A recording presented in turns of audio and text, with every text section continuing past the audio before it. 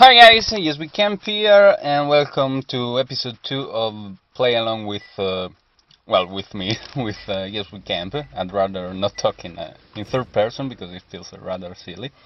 Anyway, it seems like I have finally found a room where the game is not close to the end.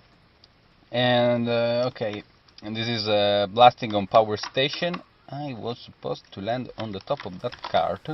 I have to admit that I have not much practice on this map. It's not really one of my favorites. Well, I'll work something out. I had in mind to talk about a couple of topics, but I also want to see what comes up during this match. Okay, let's try again that jump. Let's see if I can get it right. And I can't. It seems like I can't. No, I can't. Okay, whatever. Okay, let's see who's here. And what the hell? Die maybe. Oh. Okay. Okay. And oh. Okay. Glad this came up. Nice shot. Okay. A couple of things. First one, let's talk about the guy that I killed.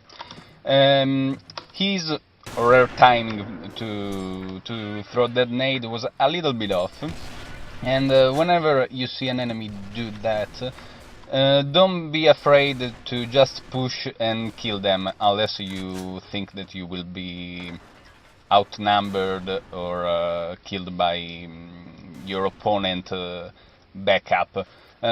Just push like I did, and you walk past the nade and kill your opponent. Now, second thing, and this one is much more interesting, and I want to talk about the guy who killed me. And you see that he was standing on the handrail, and I wasn't really expecting that. And that brings up a very interesting concept. A very interesting concept, which is excuse me. Oh lol. Die. Oh, I'm gonna tomahawk someone. Okay. Just a quick note. In this situation, well, I went for the tomahawk throw, but don't forget that you can always pick up a gun from the ground and keep shooting. For some reasons, I see that most people have the reflex of just going for the reload, and so they waste time. Instead, just pick up a gun from the ground and keep pushing. And holy heck, I have to report this. I'm not sure it is a hack, but since there is a hacker wave, I think we are all under suspicion. And well, if you are watching this, sign and scream, and if you are legit, then you have nothing to worry about. But well, it was a dodgy shot. Anyway, let's get back to the sniper of the first round, the one that killed me. And I've said that it was laggy. He was on the handrail, and I wasn't really expecting that. And that brings up a concept which is really twofold, and which is this, which is like this. Whenever you walk around the map, you have to think about two different things. The first one, what you will see when you turn around the corner, how the map will change, where are the possible spots where your enemy will show up, and where will your crosshair be when your enemy, when you turn around that corner, when you peek around something, and you want your crosshair to be exactly where it is likely that your enemy can be. So usually you keep your crosshair at head level and close to the corner edge and stuff like that. But you want also to put yourself into your enemy's shoes. So I think I should start playing a little bit more seriously. But what I was saying, you want to think about what also your enemy will see when he is moving, or when you are moving, when he comes around the corner, or when you go around the corner. And so, what will he see? What will your enemy see? In what spots will you show up on your enemy's screen? And also, good job, diffuse. And also, where your enemy's crosshair will be. Where will you show up into his crosshair or not? And what a bunch of idiots here. And this is important because, as you saw in that first round, I wasn't really expecting the sniper on that handrail, and that really caught me out of surprise. And whenever you can accomplish something like that, you force your enemy to adjust their aim, and you gain an advantage because you show up from a spot where they don't expect you to be, if that makes sense to you. And oh, there's someone right here. Okay, and you saw that my pre-fire there wasn't exactly perfect, and that's a common spot where you want to practice pre-firing exactly that spot, because it's common for the defense to camp there. Who is this guy? Oh, he tagged me. And get out of the way. I think I blocked my teammate. Sorry, dude. And so try to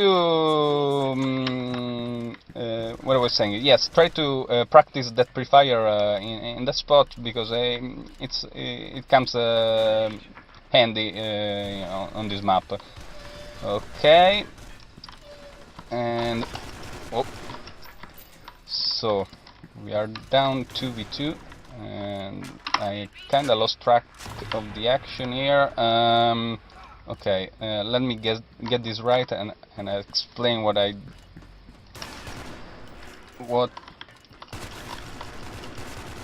Okay. Okay, let me explain why I acted this way.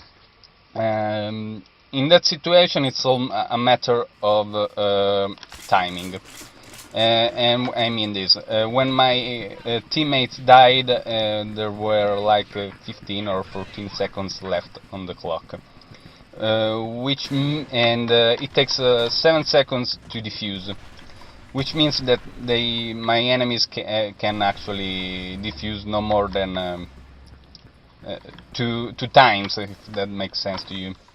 So what you want to do in that situation, since the bomb is already down, is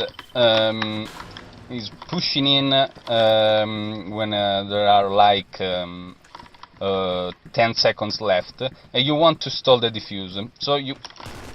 You go. You should go straight to the bomb. 1v6, very nice. Okay, you should go straight to the bomb, and basically ignoring anyone else unless they get into your way. Unless they get into your way. And I don't know if you noticed, but when I pushed in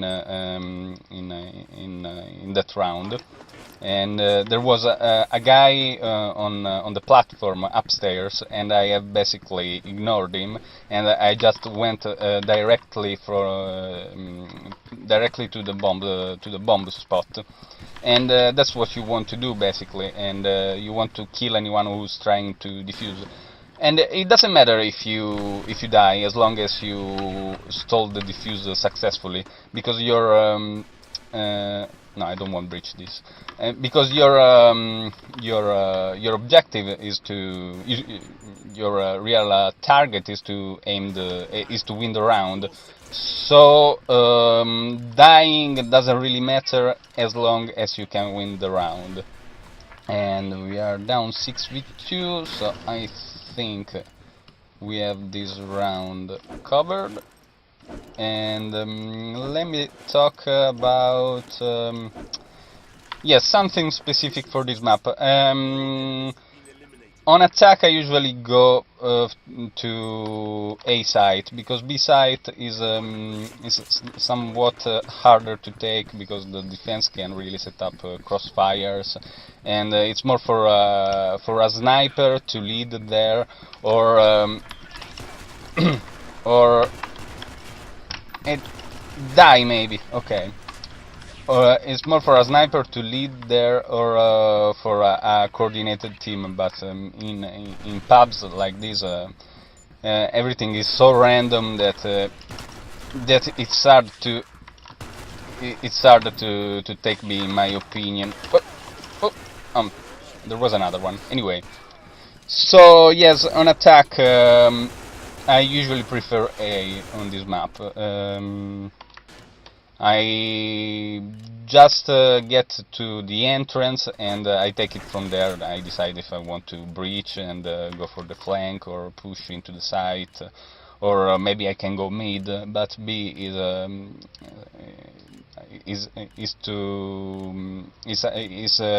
harder, in my opinion, and I usually don't attack that side. Okay, looks like we have come to a showdown.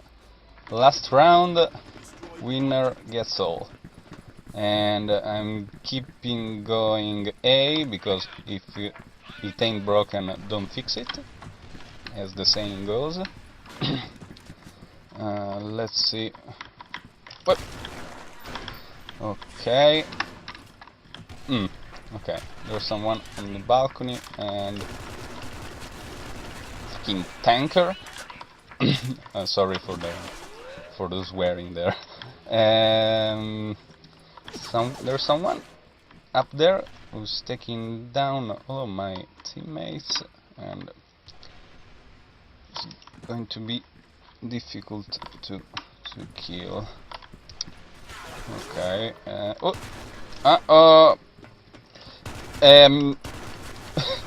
Oh, nice jump tank and retank on my part. Someone is breaching.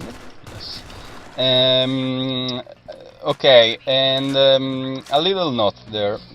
As you can see, I have hit him while he was jumping, while he was falling down the platform, and he appeared on the radar. And that goes along what I was talking about earlier, that you want to think about what your enemy will see. And if my opponent there did that, I was distracted, sorry.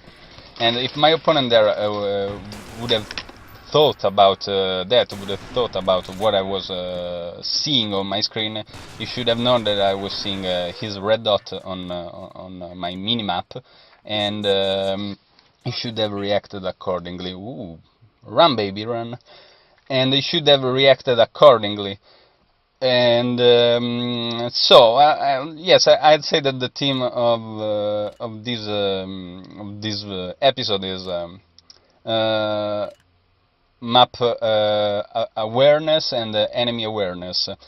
Be aware of what you will see when you move around the map, and also what your enemy will see when you or them move around the map, and how you will show up on their screen. Okay, this is pretty much all. I think we have covered some pretty interesting stuff. If you have any questions, put them in the comments. This is YesWeCamp signing out. Peace, and see you guys later.